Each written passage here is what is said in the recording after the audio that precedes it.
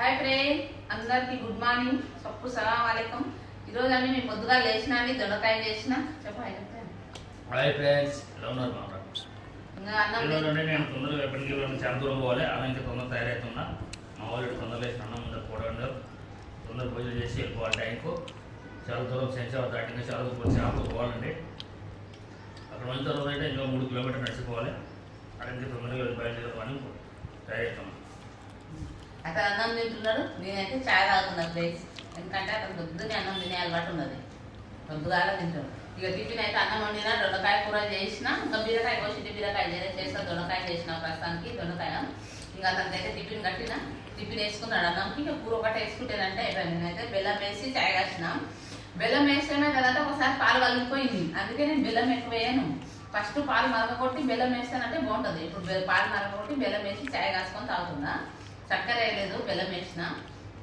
బాగుంది, బెల్లం చాయ్ అయితే బాగుంది. అంత మామూలుగానే బాగుంది.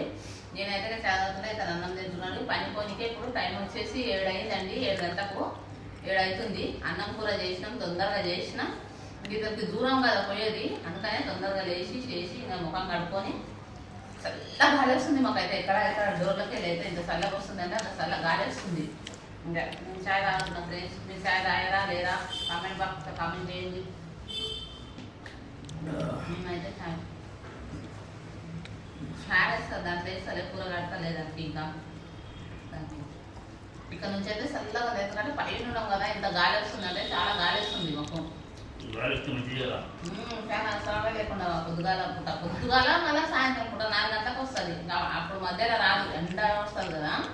ఎంత ఎండ ఉంటుంది అంటే అంత ఎండ ఉంటుంది. అప్పుడు గాలే రాదు. దిగ్గతో దాటాలి. సరే ఫ్రెండ్స్, మా ఛానల్ హాయ్ బాయ్. ठीक है बाय.